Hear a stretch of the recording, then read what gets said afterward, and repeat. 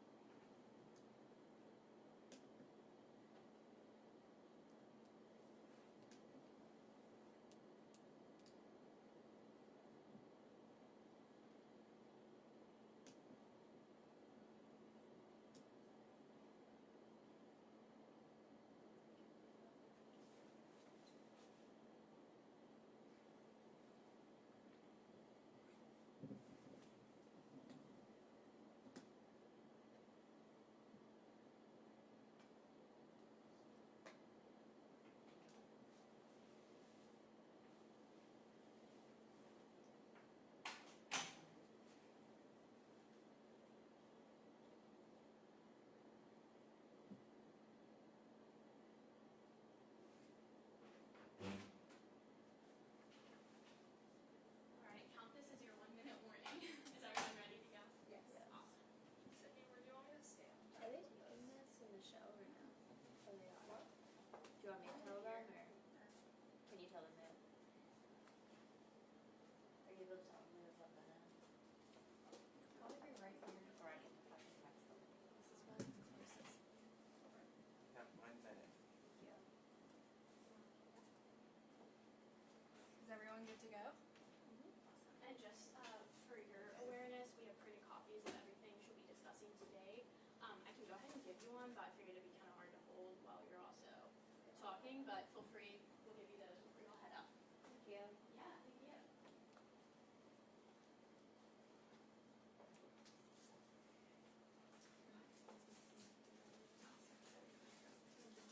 Yeah.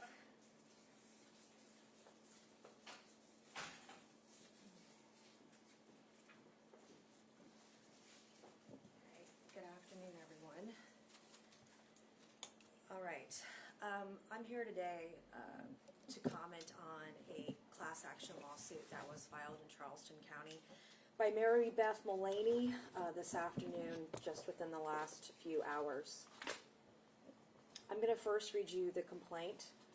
Plaintiff Jane Doe, by way of this complaint, brings the below claims against Patrick Bryant, John Osborne, Eric Bowman, and Palmer Group LLC, collectively as defendants, through her undersigned attorney, respectfully alleges unto this honorable court as follows. Plaintiff brings claims against defendants for wrongful intrusion into private affairs, battery, intentional infliction of emotional distress, premise liability, defamation, abusive process, negligence per se, negligence, gross negligence, and conspiracy. At all times relevant to this complaint, plaintiff was a resident of Charleston County, South Carolina. Defendant Bryant is a resident of Charleston County, South Carolina. Defendant Osborne is a resident of Charleston County, South Carolina.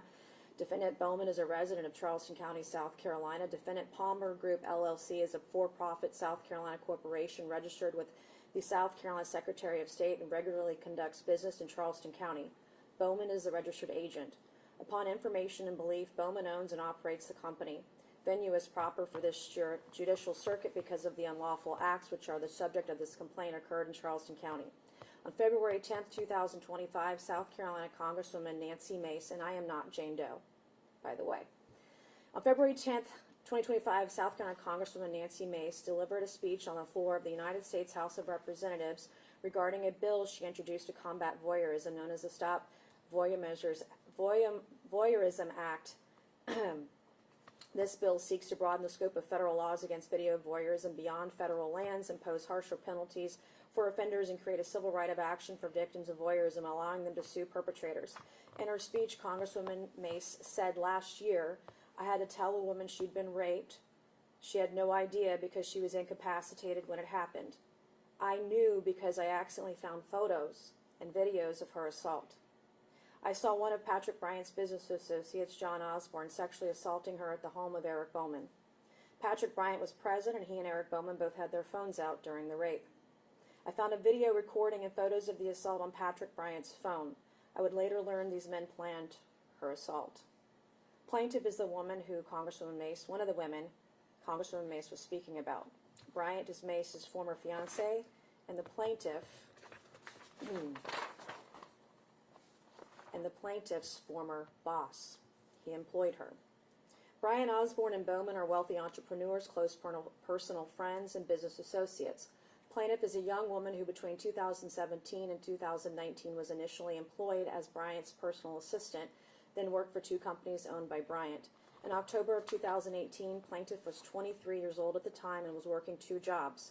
She worked for one of Bryant's companies during the day and had a second job as a server to supplement her income. On Thursday, October 25, 2018, at approximately 7 p.m., the plaintiff met a girlfriend for drinks at the restaurant where she worked. Because they offered her employee discounts and money was tight. Plaintiff and her friend sat outside the patio. Plaintiff noticed that her boss, Bryant, was at the bar drinking with Osborne and Bowman. Plaintiff had been on several dates with Osborne, who was married with two kids but separated at the time. Plaintiff knew she was not the only woman Osborne was dating. Plaintiff was familiar with Bowman because she had seen him at several company parties hosted by Bryant, and she knew he owned a local sports team in Charleston.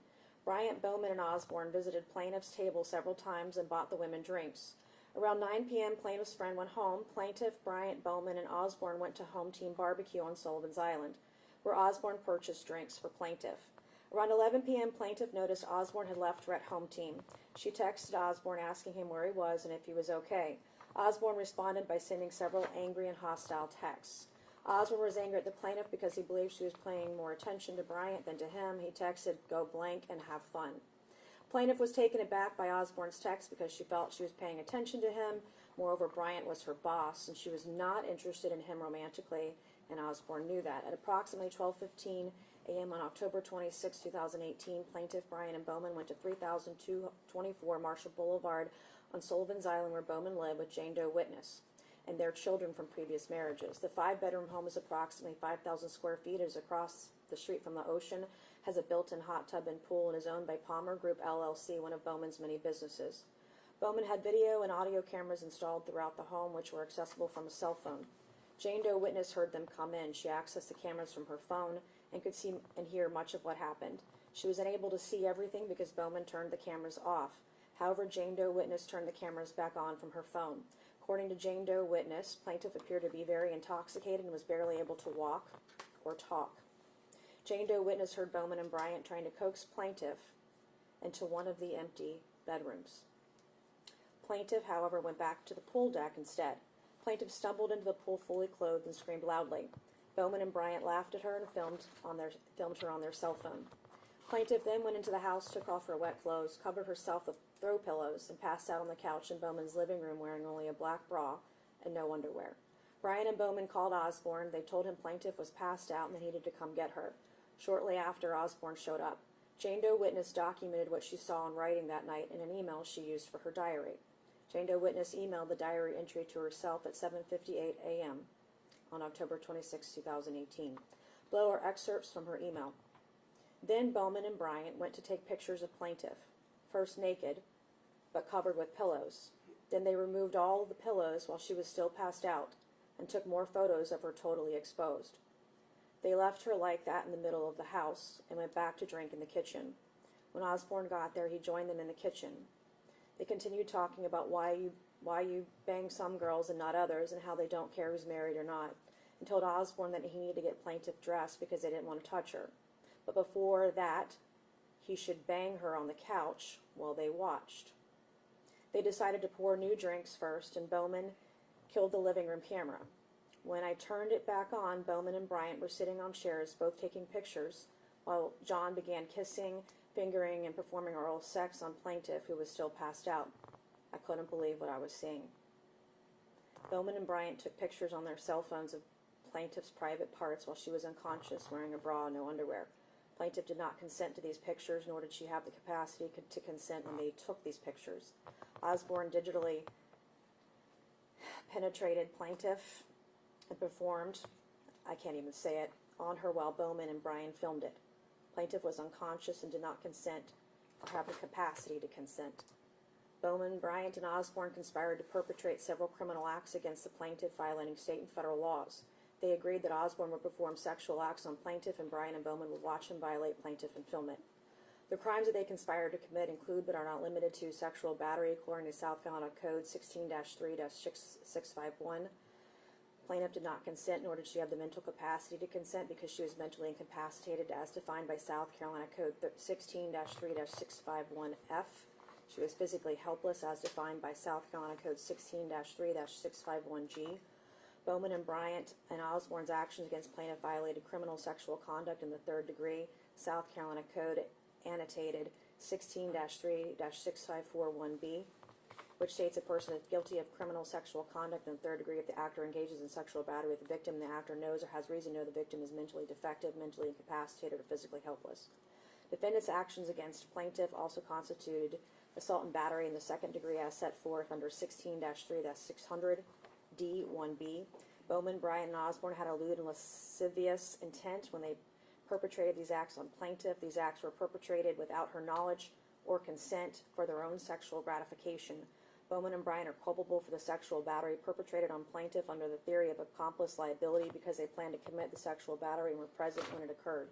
At approximately 2 a.m., Bowman texted Jane Doe witness and instructed her to come downstairs and bring clothes, as one of Bryant's employees had come over, fallen into the pool, taken off her clothes, and passed out on the couch. Bowman was unaware that Jane Doe witness had witnessed their criminal acts in real time on the house cameras. Bowman and Jane Doe witness told Jane Doe witness he didn't want to touch plaintiff because she was naked, so she needed to dress the plaintiff in dry clothes. Jane Doe witness did as she was told, and she dressed the plaintiff. While Jane Doe witness was dressing her, plaintiff opened her eyes briefly. She looked scared and confused. After Jane Doe witness dressed plaintiff, Osborne left with the plaintiff. When she woke up, Jane Doe witness looked for the video of the sexual assault on the house cameras, but Bowman had already deleted the video. At 7:58 a.m., Jane Doe witness emailed a diary entry to herself detailing what she observed. She emailed it to herself because she was fearful of Bowman and did not want him to find the email. Plaintiff woke up in bed with Osborne at his residence on James Island wearing Jane Doe witness's clothes. Plaintiff had little to no memory of the night. Osborne told her she was drunk, fell into the pool, and Bowman and Bryant called him to come get plaintiff. He told her Jane Doe witness gave her clothes because plaintiff's clothes were wet. The next day, plaintiff texted a friend she met for drinks as she had blacked out and didn't remember much of the night. A day after the assault, Bryant told plaintiff he was planning on coming to the restaurant where she worked on October 28th and asked her to arrange for him to be seated in her section. Plaintiff told her manager that Bryant asked her to be seated in her section. Bryant sat in her section and left her a 50% tip. On October 30th, plaintiff had the following text exchange with Bowman on Telegram. Plaintiff: I have Jane Doe witness's clothes. How can I get those back to her? Bowman said, LOL, wear them over. Plaintiff said, and then jump into the pool. Bowman said, seems like some logical steps. Plaintiff: I wish I could remember. Bowman: you're destructive when you're smashed. It was hilarious, though. Plaintiff: did I wreck anything? I'm sure I was encouraged by the laughter. Bowman: no worries. You're 100% fine. You seem to be having fun. So we just sat and enjoyed the show. On or about November 1st, 2018, plaintiff texted Bowman and asked for his address, then left Jane Doe witness's clothes on the doorstep. Bowman, Bryant, and Osborne concealed the sexual battery videos and photos from plaintiff for years. Defendants acted knowingly, intentionally, and maliciously with intent to deceive and mislead the plaintiff. After the assault, plaintiff went on a few dates with Osborne and stopped seeing him in December of 2018. At the office Christmas party in December 2018, Bryant and the plaintiff took luge shots together. The party featured an open bar, DJs, photo booths, and ice luges. Plaintiff has a video on her phone of the two of them simultaneously doing shots, and she has a picture from the photo booth that shows Bryant kissing on her cheek. Bryant was known to hire women in their early 20s. He regularly hosted parties and retreats for his employees that included excessive drinking. Bryant often sought plaintiff out at work parties and invited her to events where alcohol was served. Plaintiff got intoxicated at the Christmas party. Bryant took her home in an Uber. Plaintiff remembers waking up in the back seat of an Uber with her head in Bryant's lap, and he was kissing her. When the Uber dropped plaintiff off at her house, Bryant followed her in and got into bed with her. Plaintiff's roommate heard plaintiff come in, and she went into plaintiff's room to check on her. She saw Bryant lying next to plaintiff with his arms around her. Plaintiff's roommate saw that plaintiff was intoxicated. She recognized Bryant as plaintiff's boss and knew he was much older than plaintiff. She also knew that plaintiff was not romantically interested in Bryant, who was her boss. It appeared to plaintiff's roommate that Bryant was attempting to have sex with plaintiff. Plaintiff's roommate yelled at Bryant and told him he needed to leave. When Bryant didn't immediately get up to leave, she screamed, "Get the fuck out of our house." Bryant finally left. In February 2019, Bryant invited plaintiff to attend several parties with him the night of the Super Bowl. In March 2019, Bryant told the plaintiff that his date was unavailable and asked the plaintiff to attend a Mumford & Sons concert with him. Plaintiff went with him to the concert. When plaintiff worked for Bryant, she struggled financially because her starting salary was only $28,500. Plaintiff and the other employees were regularly required to work 60 hours a week. They were not paid overtime compensation. When they worked over 40 hours a week. Plaintiff had to get a second job waiting tables so that she could pay her bills. She was often exhausted from working long hours for Bryant's company as well as holding a second job. In April 2019, plaintiff asked Sean Moffitt, her manager, for a raise to $35,000 so she would no longer have to have a second job. Moffitt refused to give a raise. Since Bryant purported to be plaintiff's friend and plaintiff had previously been his personal assistant, plaintiff complained to Bryant about Moffitt's refusal to give her a raise. Believing Bryant would speak to Moffitt on her behalf. Since plaintiff had previously worked as his personal assistant and Bryant knew she worked long hours, was a good employee, and was struggling financially, she expected Bryant to give Moffitt the go-ahead to give her a raise. That didn't happen. Several months after she resigned, plaintiff learned that another former employee had filed a class action suit against the company. Bryant and Moffitt alleging wage theft, seeking unpaid overtime. The plaintiff joined the lawsuit because she believed she was entitled to be paid for the overtime hours she worked, as Bryant, Moffitt, and the company profited at her expense as well as employees' expense by violating labor laws. On the same day that plaintiff joined the lawsuit, Bryant sent her the below indignant messages via Telegram and Instagram insinuating the plaintiff betrayed him, and it's in the complaint. Bryant's brazen messages indicated that he was confident plaintiff had no knowledge or indication of the crimes he perpetrated on her while she was unconscious, leading plaintiff to believe that she might have been drugged. When plaintiff didn't respond to Bryant's text, he had Bowman contact plaintiff via Facebook with veiled threats to publicly embarrass her if she didn't drop out of the lawsuit.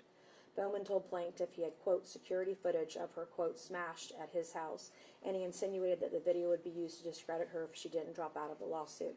Plaintiff took this to mean that he had video of her falling into the pool because she vaguely remembered Bryant and Bowman filming her on their phones as she was climbing out of the pool before she blacked out.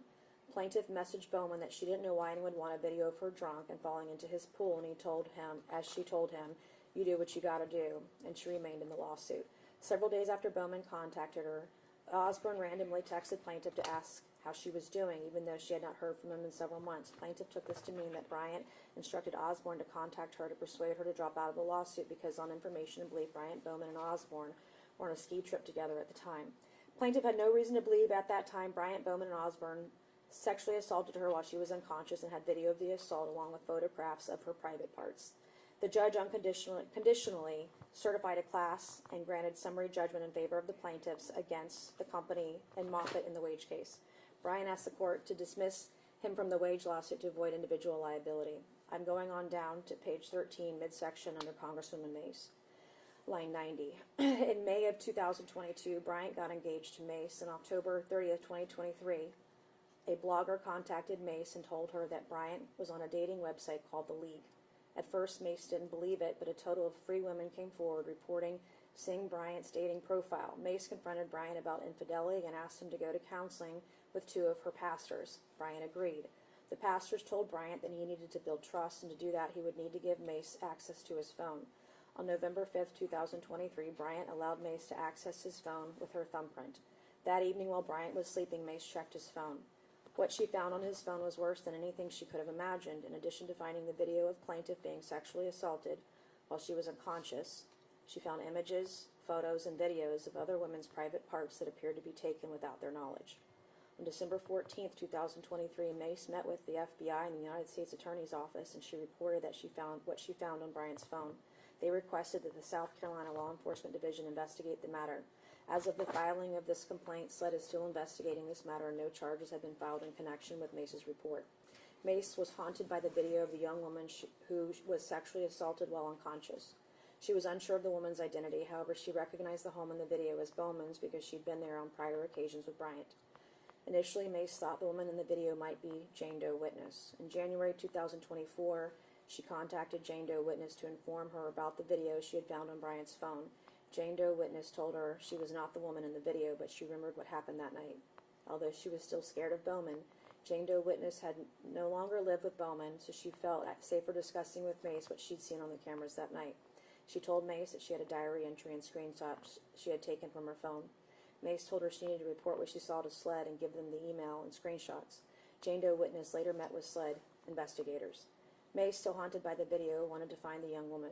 Jane Doe witness knew her first name but was unsure of her last name. The two women worked together to find her. Jane Doe witness found plaintiff's last name on social media a few weeks later. Mace contacted someone she thought might know plaintiff and asked if he would reach out to plaintiff and ask her if she would be willing to talk to Mace about Bryant. He agreed. He called the plaintiff and asked if she would speak with Congresswoman Mace. He told her that Mace had called off her engagement with Bryant and wanted to speak with her about Bryant. Plaintiff told him she wasn't sure what information she could possibly provide, but she was willing to talk with Mace. Mace called plaintiff on April 6, 2024. Mace asked plaintiff what she remembered about the night she was at Bowman's house. Plaintiff thought it odd that Mace was asking her about that night. She told Mace she was very intoxicated and blacked out. She said she remembered going to Bowman's house with Brian and falling in the pool, but she didn't remember much after that. Mace told her that she found a video on Brian's phone of her being sexually assaulted by Osborne while she was unconscious. Mace also told plaintiff about the Stop Boyers Act 2024 at the time and that she was working to prevent what happened to her from happening to other women. Plaintiff felt her stomach drop and her body felt numb. She was in disbelief. She couldn't believe what she was hearing. She started panicking. She couldn't process what Mace told her. Plaintiff experienced immediate shock and psychological trauma. She had no prior knowledge of the assault or that such a video existed. The revelation was devastating.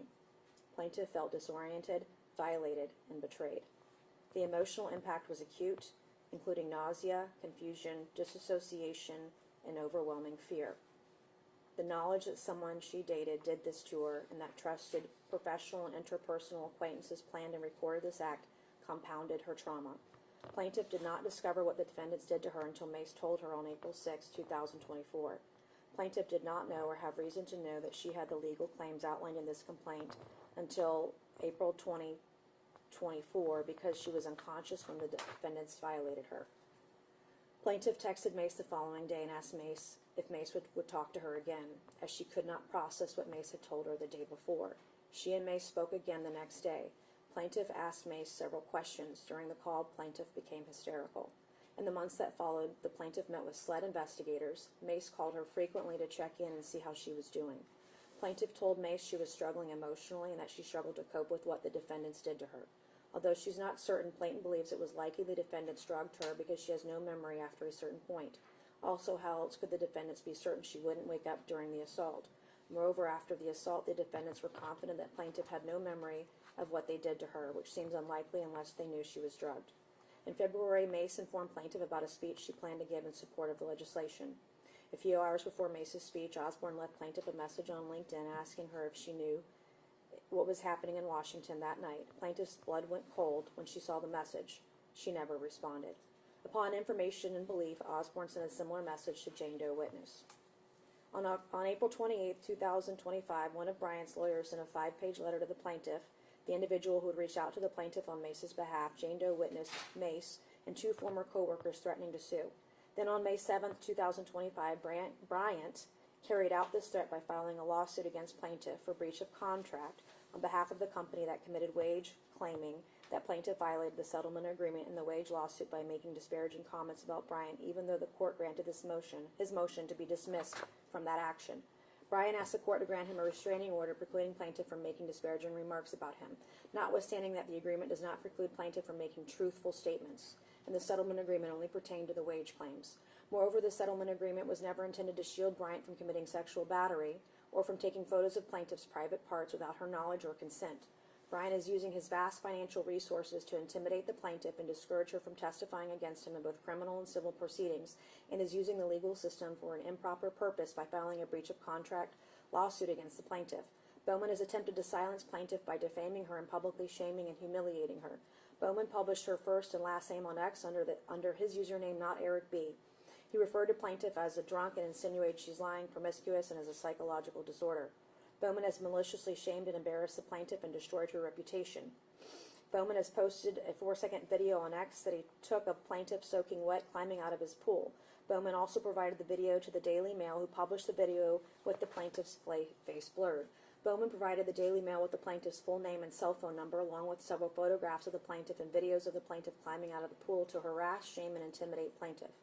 Bowman and Bryant's actions violate South Carolina Code Annotated 16-3-730, which makes it a misdemeanor to publish or cause to be published the name of an alleged victim of criminal sexual assault. While the Daily Mail did not publish plaintiff's name, they did publish pictures of plaintiff that blurred her face and published Bowman's statements in an article. This goes on about Bowman and social media and the posts. The bottom of page 18-134, Bryant and Bowman were acting with malicious intent by providing the Daily Mail with close-up photographs of plaintiff climbing out of the pool to publicly humiliate, shame, and intimidate her. Bowman and Bryant sent the video and pictures of plaintiff to the Daily Mail to embarrass and discredit her. Ever since Bowman revealed the plaintiff's identity on X, she's received calls and texts from reporters at CNN, the Daily Mail, asking her to comment on the allegations. These calls have disrupted her life, caused her anxiety, and plaintiff is afraid to answer her phone as scared reporters will show up at her home or place of work. As a result of what the defendants did to her, plaintiff has experienced severe emotional distress. She suffers from panic attacks, crying spells, and anger outbursts. Plaintiff had to take time off of work to prioritize her mental health and seek therapeutic support. The emotional fallout has been ongoing, impacting both her personal and professional life. Plaintiff becomes frightened and anxious every time she sees a man holding a cell phone picture. Plaintiff has nightmares and frequently wakes up screaming. On various occasions, friends have told plaintiff they heard her scream in her sleep. On a work trip, a co-worker in a hotel room across the hall texted her to see if she was okay after hearing her screams through the hallway. Plaintiff frequently experiences hypervigilance in both public and private spaces, scanning for hidden cameras or men with their phones out. She finds herself scanning for hidden cameras or recording devices everywhere she goes. She struggles to interact with males at her job. Plaintiff could not finish her thesis to graduate school and had to ask for an extension and is in counseling. Defendant's actions against plaintiff were willful, wanton, and done in reckless disregard of her rights. The defendant's conscious failure to exercise due care constitutes willfulness. Therefore, plaintiff is entitled to punitive damages. And then the motion, the complaint goes into the causes of action, which you can download. There is also a motion that was filed today by her attorney. It was a plaintiff's motion to proceed under a pseudonym, and you can get that online as well. There were two things. On page 1, I wanted you to notice. In here it says the plaintiff, through her undersigned counsel, respectfully moves this court for an order granting her to proceed under a pseudonym in the lawsuit filed contemporaneously with this motion for the reason set forth below, and there are several factual allegations in here. Plaintiff Jane Doe is an alleged sexual assault victim in a case that has garnered national attention since Congresswoman Nancy Mace gave a speech on the floor of the U.S. House of Representatives stating that she found a video of on her then-fiancé Patrick Bryant's cell phone of a young woman being sexually assaulted while she was unconscious. Plaintiff is one of the women that Mace is referring to in her speech. On page 7 of the same motion, I wanted to bring special attention to where the attorney writes in her motion that Bryant is using the court system to conduct a fishing expedition into witnesses' private lives. It appears Bryant created the company GLT2 LLC, which is registered with the South Carolina Secretary of State, February 20th, 2025, 10 days after my speech. For this purpose, this company has clear ties to Bryant because the registered agent for GLT2 LLC is the accountant for Assignment Desk Works LLC, which is the company that has filed the breach of contract lawsuit against the plaintiff. Additionally, the law firm representing GLT2 LLC also represents Bryant in several matters. On February 21, 2025, GLT2 LLC filed a petition in Charleston County Court of Common Pleas to authorize depositions and discovery before filing a legal action. The petition names GLT2 LLC as the plaintiff and Jane and John Doe as defendants. In GLT2 LLC's court filing, the company provided no information about any potential claims it may have against Jane and John Doe. GLT2 LLC then deposed Wesley Donahue, who was a longtime friend of Bryant's and a former political consultant for Congresswoman Mace. GLT2 LLC began conducting depositions despite the court not having yet heard its petition, nor has the court filed an order authorizing them to conduct depositions. The matter is scheduled to be heard on June 4th, 2025. During the deposition, Donahue made numerous disparaging comments about Mace, both personally and professionally. GLT2 LLC then provided the transcript of Donahue's deposition to the media, which was published by Fitz News on May 21st, 2025. Clearly, Fitz received this from GLT2 LLC as they are the only named party in this matter. The court should grant this motion to protect plaintiff because it appears Bryant is creating companies to exploit the legal system for an improper purpose, namely to conduct depositions in a case that has not been filed and release them to the media to publicly embarrass, discredit, intimidate, and or discourage witnesses from testifying in any civil or criminal proceeding against him. Plaintiff is also fearful of her personal safety. Although she resides in another state, the defendants are wealthy and possess substantial financial resources. Bowman has a history of engaging in violent behavior. He was arrested on April 8, 2025 and charged with harassing Jane Doe witness, who was a witness in this case. Bowman also was charged with assaulting a man with his golf cart in 2018. The man was severely injured, and a jury ordered Bowman to pay $1.8 million in actual damages and $2.7 million in punitive damages. Regarding the third factor, which involves the age of the person whose privacy interests are sought to be protected, the plaintiff was 23 years old at the time of this occurrence. Since the assault, she's enrolled in graduate school and hopes to have a successful career in her chosen field. Publicly identifying her would have long-term implications for her career prospects, given that she's only at the beginning of her career and is not established in her field. These can be downloaded online. Right now, if you haven't already, my staff is releasing my statement, which I'm going to read for you today. Today, a brave survivor of rape and sexual exploitation filed a civil class action lawsuit against three men mentioned in Congresswoman Nancy Mace's February 10th floor speech: Eric Bowman, Patrick Bryant, and John Osborne. According to Congresswoman Mace, the victim, after being incapacitated, was sexually assaulted, and the assault was filmed. The video was saved and stored for more than 5 years after. All of this happened without the victim's knowledge. The lawsuit seeks to hold the perpetrators accountable for the premeditated and deeply traumatizing assault. Congresswoman Nancy Mace, who originally uncovered video evidence of the assault, issued the following statement: "This young woman didn't know she was raped because she was unconscious when it happened. I told her the truth after finding the footage. It was one of the hardest conversations of my life. Her strength in coming forward is immeasurable, and I will stand with her under oath every step of the way." According to Congresswoman Mace, the victim was raped at a property owned by Eric Bowman on Sullivan's Island. Patrick Bryan and Eric Bowman sat by with their phones out while John Osborne carried out the assault. As revealed by Congresswoman Nancy Mace on her floor speech on February 10, 2025, this assault was premeditated and orchestrated while children were in the home. Mace accidentally uncovered the footage in November 2023. What she discovered was staggering: video of the assault, photos of the victim, and corroborating metadata. She would eventually identify the victim and inform her of the assault. Mace turned over what she uncovered to law enforcement. Quoting again, "This isn't just about one woman. This is about predators who have operated with impunity for far too long. The lawsuit filed today is only the start, only the first step towards justice for her and others. It's proof predators can be exposed, that truth matters, that survivors have power, and that justice isn't optional, it's long overdue. When this system fails to protect victims, it's not just broken, it's complicit. Every woman harmed by predators deserves justice, and if our solicitor and our attorney general won't fight for them, I will. To other potential victims of these predators today, I have a message for you. I want other potential victims to know that I have your back." I outline in my statement about a dozen bills I've worked on. I started with the Sue Voyeurs Act and the Stop Voyeurs Act as soon as I uncovered this footage. I thought it was unreal that women, in the Violence Against Women Act, there really were no protections for women who were victims of voyeurism.